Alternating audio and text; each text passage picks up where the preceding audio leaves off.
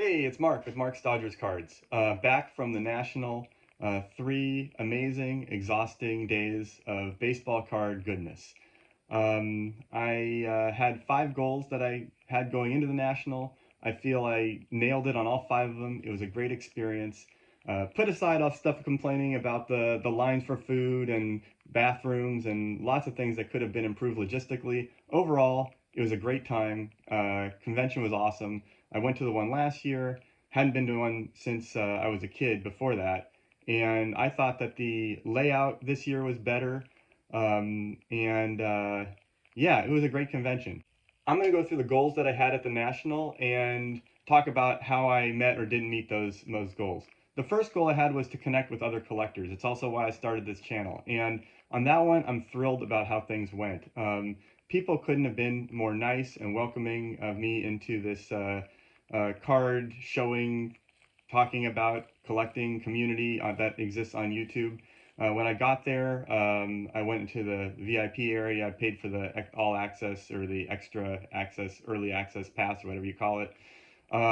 Yeah, I got to have a long conversation with Jason from Everyday Card Collector and Dan from Dan's Vintage Baseball PC, which was awesome. Got to connect with other folks who were there as well. I'm not going to be able to name everybody that I talked to, but I'm going to try and give some shout outs. And I also went to the YouTube get together on Thursday night, which was great. Thanks to Mike Moynihan, Baseball Collector, and others for organizing it. Um, Got to meet a lot of people. People were giving out things. Video Guy 316 gave out this coaster. Congrats to him on his Koufax rookie card. Jason, Everyday Card Collector, had these stickers. John, 3 Days 80 Kid, had these cards. Hey, it's my first numbered card. How about that? TJ is Online had this card. Um, Al Iconic Baseball had this really cool one. I like this one. Yeah, the T205. Let's see, we have Splendid Sports and Double D Vintage with this 51 Redback. We got the 4 collectors with the Floating Heads 1963. Dylan had these awesome Ted Williams Fleer style cards. And I got this from Sammy Thunder, the Transgram thing. Was really great to connect with people at that get together, especially like talking to the fellow team collectors, David from Cardboard History and Mike from Scoots Collectibles. Also got to talk to Bob Cooper from In the Beginning, but who picked up some amazing unique items. And then other people that I got to talk to throughout the week. Peacemaker cards, Billy Ballgame, Boston Kid, who had some great pickups that he showed me, Clemente Collector, I already mentioned 380s Kid, Bob Cooper In the Beginning, Hodges 1455 we got to connect, which was great. Greg from Midlife Cards, he's a fellow Northern Californian, so I got to connect with him. Also, Drew with Vintage Legacy was giving away these little samples of his stands, and he's got bigger ones that you've seen on many channels. They're really cool. So yeah, that was all great, and yeah, had a good time connecting with people. A second goal that I had was to get my 1988 World Series Game 1 ticket, which had already gotten signed by Kirk Gibson, signed by Dennis Eckersley, and I did it. He signed it. He was nice, gracious about it, and also recognized the Oakland Ballers hat that I was wearing, which was great. Because the A's terrible owner is moving them to Las Vegas, and the community started a minor league team called the Oakland Ballers, and it's great to see that Dennis Eckersley knew about that. So anyway, here's a little video of me from the convention floor right after I got it signed, so you can see the ticket. Right now, it is at PSA. Hey, this is my 1988 Game 1 World Series ticket signed by Dennis Eckersley and Kirk Gibson. I got it off the PSA. All right, so those are 2 goals unlocked. I should talk about my budget for the National. I had a budget of exactly $2,091. That's what I had from selling cards and saving money. That's the most I've ever had going into a convention to spend on baseball cards or anything like that. And I spent nearly all of it, but not quite, very close. But I was within my budget, which is a good thing to be. So the Eckersley signature was $75. The grading fee on that was, I did leave it at PSA. The grading fee for dual authentication was $135. So that's part of that. Anyway, a third goal that I had was to, I wanted to spend about a quarter of my budget on filling out team sets. I collect Dodgers cards, and I wanted to fill out team sets going from 1979 all the way back to 1955 Bowman. I'm going to show all these cards at the end, but I did get 120 cards from 1955 to 1979, and that's going to help me fill out a lot of team sets. I think I haven't totaled them all up, but I probably completed about 10 to 12 different team sets that I needed cards for there. So very successful on doing that. A fourth thing I wanted to do was I brought some cards to trade to, and I wanted to get into a bigger card. I had several on my list. The top of them was Jackie Robinson 1949 Bowman. I only saw 5 of them at the convention, and 2 of them were good candidates, but neither of the dealers wanted to do a partial trade, and I didn't want to use my entire budget to buy that, so passed on those. The other one that was at the top of my list was a 1914 Cracker Jack Zach Wheat. I saw one at the convention. It was in a 1.5, but they wanted $2,200 for it or something, which is way more than I think it's worth. And wasn't willing to I didn't make an offer on that. Another one that was on my list, though, was the Hack Wilson from 1933 Goudey, which I did get. I made a video about it. I'll post a link to that video here in the in the description. So that happened, and I was glad to trade 8 cards for that one 33 Goudey Hack Wilson. I also got another couple big cards. For me, I consider a big card anything over like $200. So I got a Zach Wheat American Caramel, which I'll show after this, and also the 1914 Cracker Jack of Knapp Rucker, which I paid $30 and dropped off at SGC, so I'll probably show that when it comes back. That was a raw card. A last goal, I would say fifth. I gotta learn how to count, but the fifth goal I had was to get some just sort of like rare things or oddball things that I wouldn't normally see. I wanted to walk around and see things that spoke to me, and I did that. The Cracker Jack is pretty rare. I also got, I should mention, a 1923 German transfer Zach Wheat in a Facebook group while I was at the National, so I'm counting that as part of my National purchase. That hasn't arrived back yet, but that kind of goes into this category as well, and also with my Zach Wheat personal collection. But I got a bunch of stuff which I'm going to show in the video that fills in that area. Overall, I'm very happy with how things went. Lots of things added to the collection. I have no budget left really to spend on anything, so we're going to have to wait and reload the budget. But I'm going to be spending a lot of time organizing, sorting, cataloging, putting everything away. And I did, as I mentioned, pick up 2 Zach Wheat cards. I'll be doing a video of all my Zach Wheat cards in the near future. But this has been a really great experience. Not sure if I'm going to go next year. I happen to have to be on the East Coast, so this was on the way back. I live in California. But anyway, maybe. But it was a really great experience, great to meet everybody, and now I'm going to turn the camera around and show the cards. All right, here's all my pickups from the National here. Day 1, I already showed these, so I'm going to go through it quickly, but this was $60 at a booth. These 3 cards, they're very sharp. So that was that. Help with the team sets. And then I also got all these cards, which I also showed in the previous video. I'm not going to go through and redo them, but a whole bunch of cards.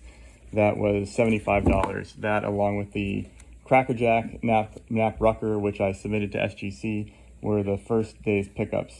Then the second day, I got the big trade for the Hack Wilson, which I also did a video about. It's this one, beautiful card, very, very happy with that. And then I also bought a card in Facebook, a 1923 Zach Wheat German transfer for $110 delivered, and I'll show that when it arrives.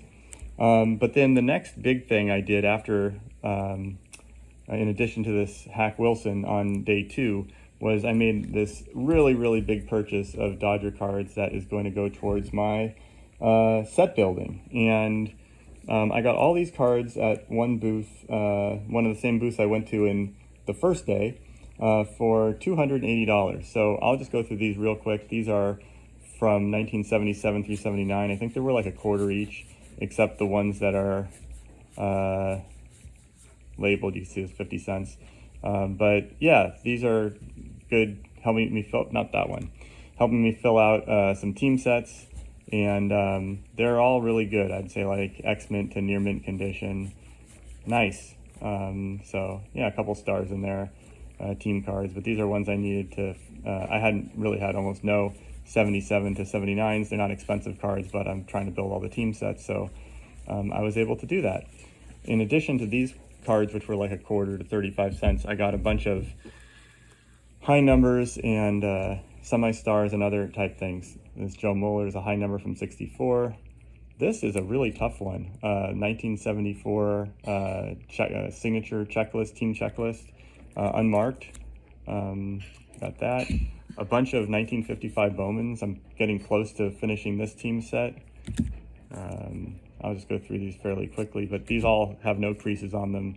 A little bit of corner and edges, but pretty good overall. These are high numbers. Then I got, of course, 1962 Jim Gilliam, Larry Sherry. Some of these are just common, some are semi-stars, some are high numbers. They all kind of mixed together. And this whole lot was, again, $280, Frank Howard. And I think the condition on them is pretty fantastic, really. I mean, look at those corners, centering, really nice. This is a Wally Moon. This is the tougher variation. So there's that one. This is a Roger Craig. This is a very tough, I think it's a short print. Very hard to find in good shape like this, so I was happy to add that. Murray Wills from the 1970 set. Don Sutton, also from 1970 and 1967 Sutton. I mean, I don't know, I think this looks pretty nice. And they basically, like, you know, totaled up all the cards and then took a percentage off. I think they added up to 310 and I got it for 280, I think, if I recall correctly. So about 10% off. Here's a Koufax Leaders card with Marichal and Spahn. Of course, I call it Koufax, but 3 Hall of Famers on this one. The Tommy Davis batting leaders, which some people maybe collect because of Clemente and Aaron, but yeah, again, nice and sharp. Glad to have that. And some more 62s, Karanowski, Andy Carey. Here's the other Wally Moon version. This is the more common version of it. And Stan Williams. And also on day 2, I picked up one more big card for me, which is this 1922 E121 American Caramel Zach Wheat in a 3. A 3 because of this corner down here, I'm sure. Otherwise, it presents really, really nicely. These are, there's not too many of these. I mean, it's not like a super, super rare card, but it's fairly scarce. And it says 500 here. I offered 350. They came back with 450. I walked away, came back and offered 400 later in the day, and we settled on 425. Which maybe I overpaid a little bit for this, I don't know, but they're hard to find, and the condition I thought was pretty nice. So I got it, and very happy to have it. And the last card I got at the YouTube get-together, I forgot who I bought this from, but it was $5, and it's Orel Hershiser's rookie card, and I don't have one outside of a set, so I just thought I'd take this and get it. All right. Day 3 was my day for buying lots of more oddballish type things. I did get some more commons at one place, so I stopped by one other booth to get a few more commons to fill out team sets. Murray Wills, a couple of high number 1973s, and Al Downing, which I needed, a few more 77s, 78s that I didn't have, a whole bunch of them, and then some 79s that I also needed. And the total for all these was 27 bucks, which I was perfectly happy to pay for them. By the way, they didn't all come in these card savers. I like to keep all my cards in these for my team sets and everything, so I've moved them into these, and I'll be moving all of them into these kind of sleeves, and they store uniformly in my collection. All right, then I went and got by this one dealer who has some very interesting things that you don't see too often. They're not like super rare, but you just don't see them too often, Dodger stuff. So here's what I got. I got some of these Hostess cards, Steve Garvey, Don Sutton, and these are the prices, but he gave me a deal. I got all these cards that I'm going to talk about now for $40 together. No, I take it back, $45. So we've got Steve Garvey. This is from the 1976 set. Is that right? Yeah. Don Sutton from 1977. I think Jimmy Wynn is also from, 75, and Davy Lopes. But these are like, I think, very, very sharp. I mean, look at this Garvey. Those corners are scorching. It's cut perfectly. So I'm very happy to have these. And then also I got a couple of these post cards, the Stan Williams and Tommy Davis. And then also with this $45, I got these 3 Dodgers police sets. Now these aren't vintage, but they really remind me of, I used to get the police cards in like the mid 80s, and these are the early 80s, which I didn't have. And I'll just open the 1981 as an example. Oops, right here. But this is, these cards are really, really sharp, and they're beautiful. They're really nice, clear pictures, and they're kind of funny because here's Steve Garvey. On the back, they have like advice for kids and stuff. And some of them are about, staying out of trouble, or, how you can help out. And, one of them's like recruiting for like the police department band or something. A lot of different things. But the one that's cool, cool thing about this 1981 set is that it has another secondary rookie card for Fernando Valenzuela, which I thought is really, really cool.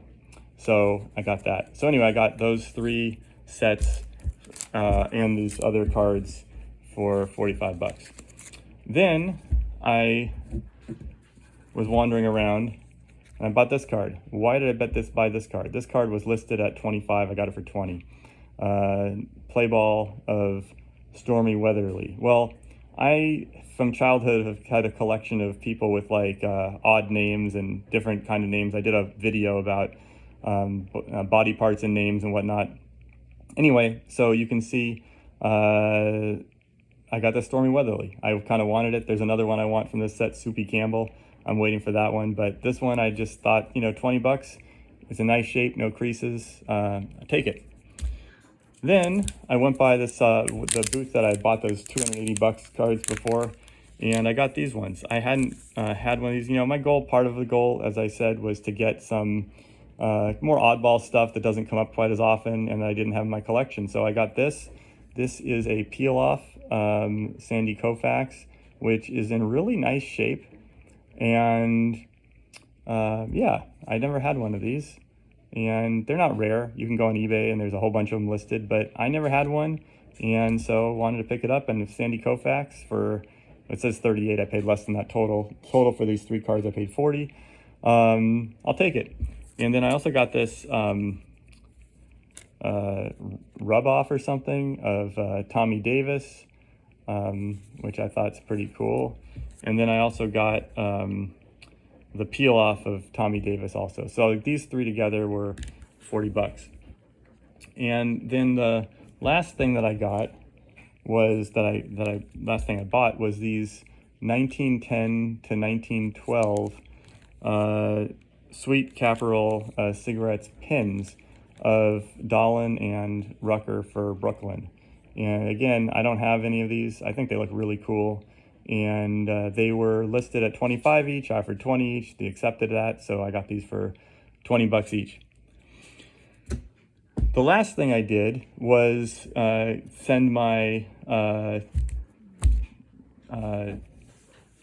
my ticket from 1988 World Series Game 1 to get signed by Dennis Eckersley.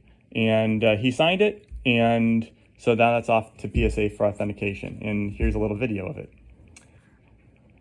Finally, one thing I would like to mention is that I was sitting downstairs in the lounge area trying to avoid going upstairs and buying more cards. And I was sitting at this table, and this guy had these huge stacks of these cards. These are, I guess, our Bowman 2024. And he got up to leave, and he left them there. And I was like, well, are you going to do anything with those? And he was like, no, you can have them. So I was like, okay, I'll take them. But anyway, I'm not going to go through all of them. But there's like major stars in here. They might not be worth anything. There's like 2 Mookie Betts.